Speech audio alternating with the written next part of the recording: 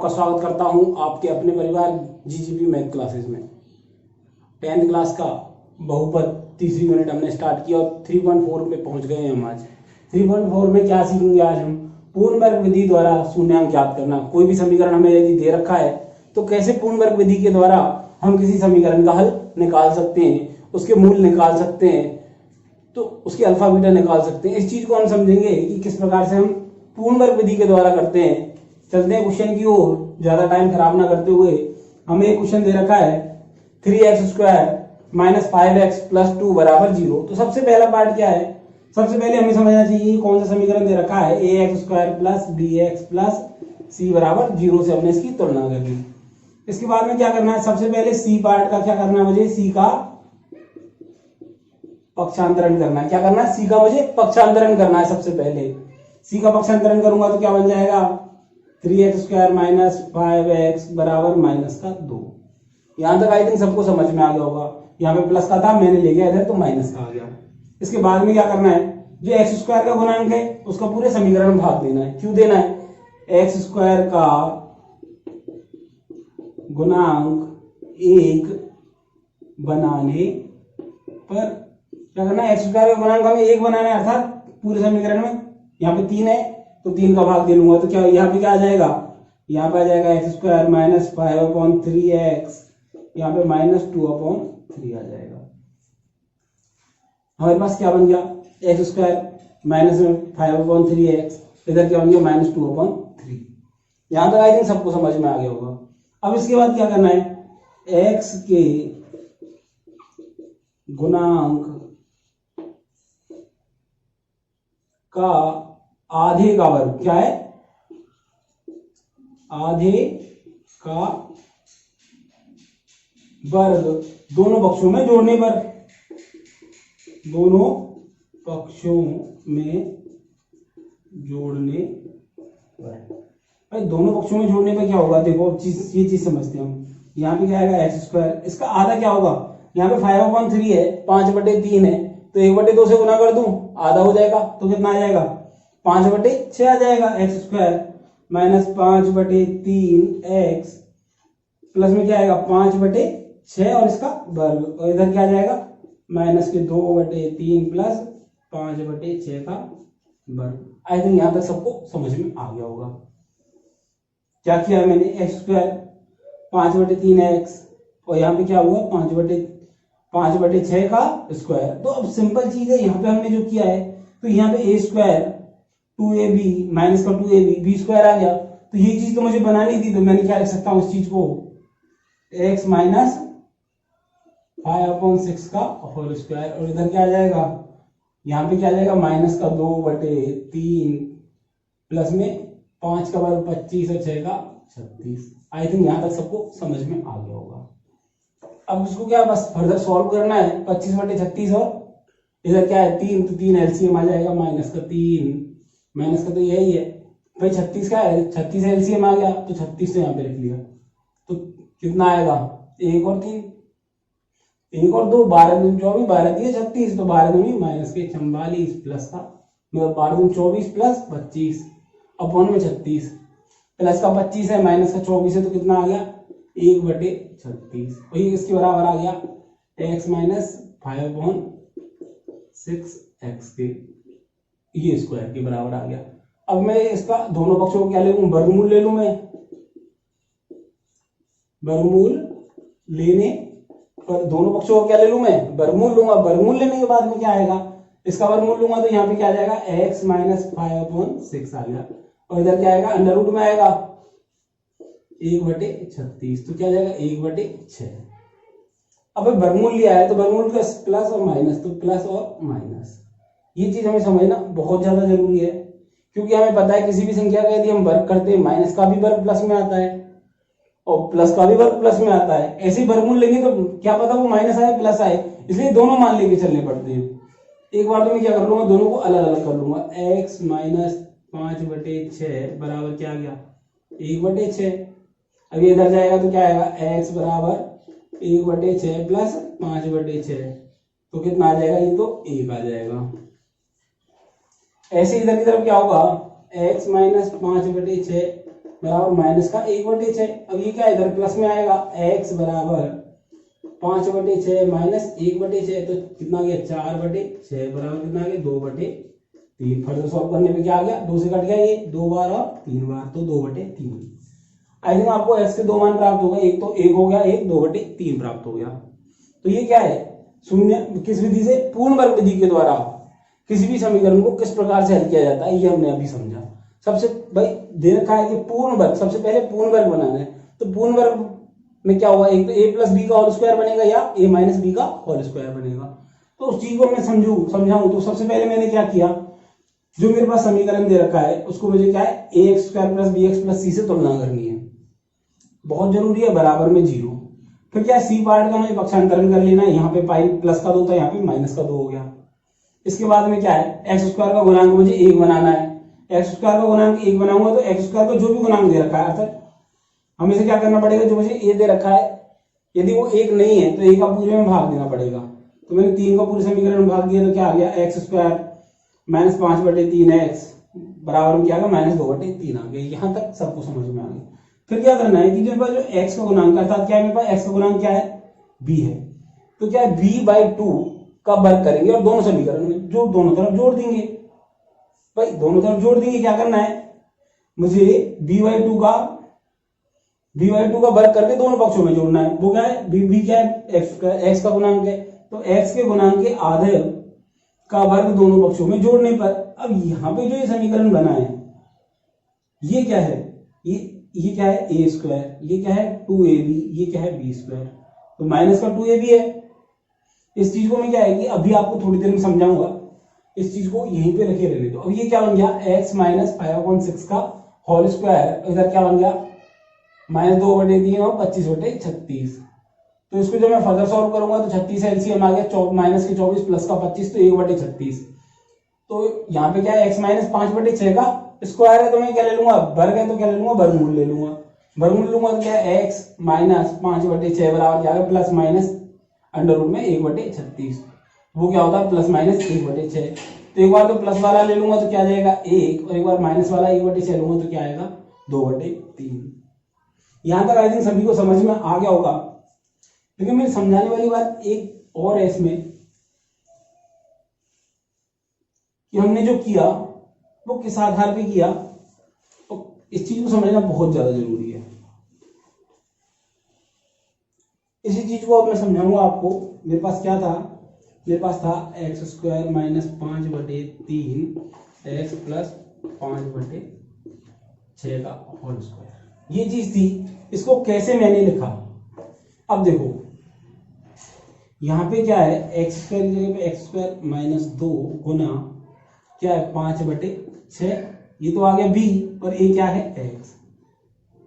चाहे लोग इसको ऐसे लिख लूं ज्यादा अच्छा रहेगा, x गुना 5/6 और प्लस में 5/6 का स्क्वायर। अब सभी को दिख रहा होगा a square minus 2ab plus b square, तो ये क्या बन गया a प्लस b का होल स्क्वायर। और ये चीज मुझे आपको समझानी थी कि कैसे, ये इसलिए पूर्ण वर्ग विधि है। इसमें हमने क्या किया है, एक पार्ट का a plus a square minus 2ab या plus 2ab plus b square में ये वाली फॉर्म बना के लेके आनी है हमें। इस फॉर्म के बाद में हमें क्या ये लिख लेना है। अब देखो आपको दिख रहा होगा एक्स स्क्वायर, यहाँ पे भी एक्स आ गया, यहाँ पे ये है b, तो ये वही वाला पार्ट आ गया 2 आ रहा है, माइनस का 2 आ रहा है, तो ये क्या है a plus a square minus 2ab plus b square. तो किस फॉर्म में लिख लिया मैंने इसे, a माइनस b के होल स्क्वायर में। किस फॉर्म में लिख लिया, a माइनस b के होल स्क्वायर की फॉर्म में लिख लिया। आई थिंक अब आपको ज्यादा अच्छे से समझ में आया होगा जो मेरा समझाने का प्रयास था। चलते हैं एक नेक्स्ट क्वेश्चन पे, ताकि आपने जो समझा है वो समझ आपकी परमानेंट हो जाए और बहुत अच्छे से आपको ये चीजें समझ में आ जाए। एक क्वेश्चन जो देखने में थोड़ा टफ लगेगा लेकिन क्वेश्चन बहुत अच्छा है। क्वेश्चन नंबर 4 है। क्वेश्चन नंबर 4 क्या दे रखा है, 4x square plus 4√3x plus 3 = 0।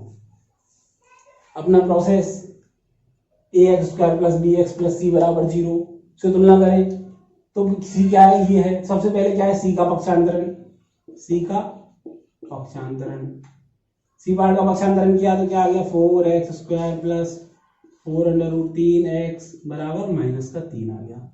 यहाँ तक आई थिंक सभी को समझ में आ गया होगा। इसके बाद में क्या करना है, x² के गुणांक का पूरे समीकरण में भाग। तो क्या x² के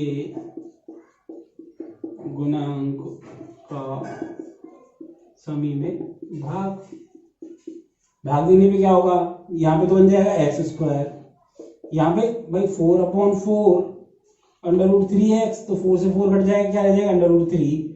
यहाँ पे क्या जाएगा -3/4 हो गया। यहाँ तक आई थिंक सभी को समझ में आ गया होगा बहुत आसानी से, बहुत अच्छे से। इसके बाद का पद सभी को पता है, बस पद कितने हैं, सी का पक्षांतरण करना है, x² के गुणांक का भाग देना है और x के गुणांक के आधे का वर्ग दोनों पक्षों में जोड़ना है। बस ये 3 नियम है, 3 तरीके, 3 स्टेप है। 3 स्टेप से क्या होता है, पूर्ण वर्ग विधि में ओनली 3 स्टेप है। बस क्या होगा, x के गुणांक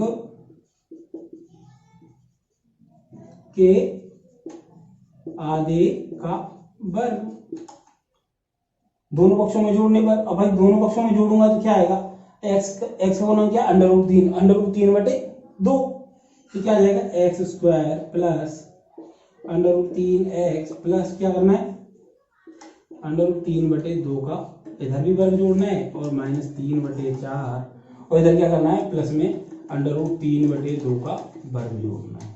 यहां तक आई थिंक आप सभी को समझ में आ गया होगा। फिर आपको क्या है, x² a² b² और बीच में प्लस का 2ab, तो ये क्या बनेगा, a प्लस √3/2 का स्क्वायर, a प्लस b का होल स्क्वायर की फॉर्म बन गई।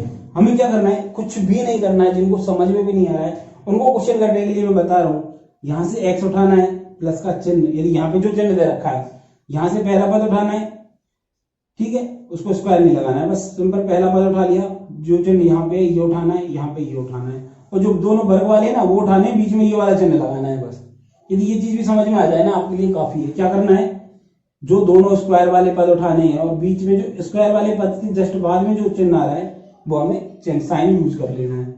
अब क्या आ जाएगा, इधर क्या है -3/4, और इसका जब मैं वर्ग खोलूंगा तो क्या आएगा 3/4। अब ये 3/4 से 3/4 कैंसिल हो जाएगा, ये कैंसिल हो गया तो क्या है, इसके बराबर में जस्ट 0 आ गया। क्या आ गया, मेरे पास क्या प्राप्त हो गया, x प्लस 3/√3/2 का जो होल स्क्वायर है ये किसके बराबर आ गया, 0 के स्क्वायर।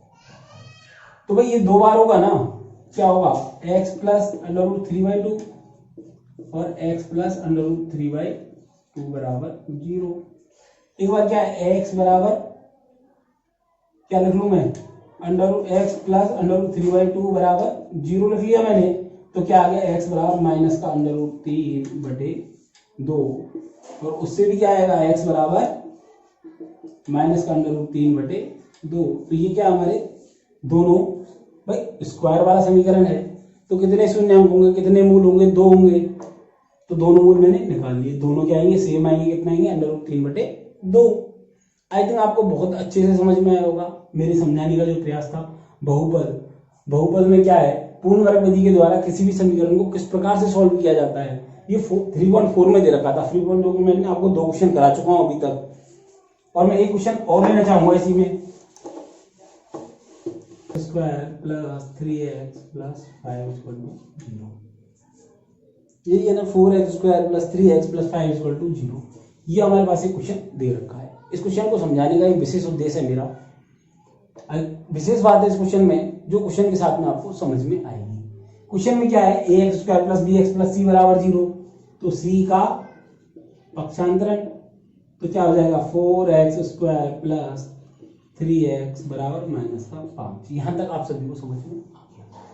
इसके बाद में क्या है, x² के गुणांक का समीकरण में भाग, तो x² के गुणांक का भाग, स्टेप बाय स्टेप ही चलना है हमें। तो क्या आ जाएगा, यहाँ पे आ जाएगा x², यहाँ पे आ जाएगा 3/4x, और यहाँ पे क्या आएगा -5/4। पहला स्टेप कंप्लीट, यहाँ पे दूसरा स्टेप यहाँ पे कंप्लीट। तीसरा स्टेप क्या है, एक्स के 1/2 एक्स के गुणांक का आधे का वर्ग, दोनों पक्षों में जोड़ना। ये क्या है अपना स्टेप नंबर थर्ड स्टेप को फॉलो करें, एक्स स्क्वायर। अब इसका क्या होगा आधा, 3/4 है, 3/4 का आधा क्या होगा 3/8, तो 3/4 एक्स, और क्या जाएगा 3/8 का स्क्वायर, इधर भी क्या जाएगा माइनस के 5/4 और 3/8 का स्क्वायर। यहां तक आई थिंक किसी को कोई दिक्कत नहीं होगी। फिर मैंने क्या बताया आपको, इसके बाद में कुछ नहीं करना है आपको, सिंपल लेना है क्या, पहला पद ले लिया स्क्वायर वाला, दूसरा पद ले लिया स्क्वायर वाला 3/8, बीच में कौन सा चिन्ह आ रहा है, स्क्वायर के गुणांक के जस्ट बाद में प्लस, तो प्लस का चिन्ह लगा दिया और दोनों का स्क्वायर कर लिया। ठीक है, क्या बना था a² + 2ab + b², तो a + b का होल स्क्वायर बन गया। यहाँ पे क्या करना है, माइनस का 5/4 प्लस में 3 का वर्ग 9 और 8 का वर्ग 64। यहां तक आई थिंक सबने कर लिया होगा और अच्छे से समझ में भी आ गया होगा। बाद में करते हैं इसकी बात। 64 क्या आ गया इसका एलसीएम, कितनी बार में आया, 4 एकम 4 और 4 छीकी 24, 16 चौका 64, तो 16 बन जाए माइनस का 80 प्लस का 9, ये किसके बराबर आ गया x + 3/8 x²। अभी तक तो ऐसा लग रहा है कि सर ऐसा ही क्वेश्चन है जैसा आपने अब तक कराया था, कोई चेंजेस नहीं है, कोई चीज ऐसी नहीं है जो हमें समझनी पड़ी थी, हमने एक बार में समझ लिया था और हमारे अच्छे से समझ में आ गया था। बट बेटा चीज आएगी अब काम वाली, क्या आएगा, x + 3/8 का जो स्क्वायर आएगा वो किसके बराबर, 18 माइनस 18 में 8 मतलब माइनस के 18 + 9 है, तो कितना हो गया माइनस का 71/64। अब देखो चीज है यहाँ पे समझने वाली, क्या है x + 3/8 का जो वर्ग है वो किसके बराबर आ गया, -71/64। तो मैंने आपको अभी भी बताया था, इससे पहले भी और अब भी पूछूंगा, क्या किसी संख्या का स्क्वायर कभी नेगेटिव हो सकता है क्या किसी संख्या का स्क्वायर कभी नेगेटिव हो सकता है क्या?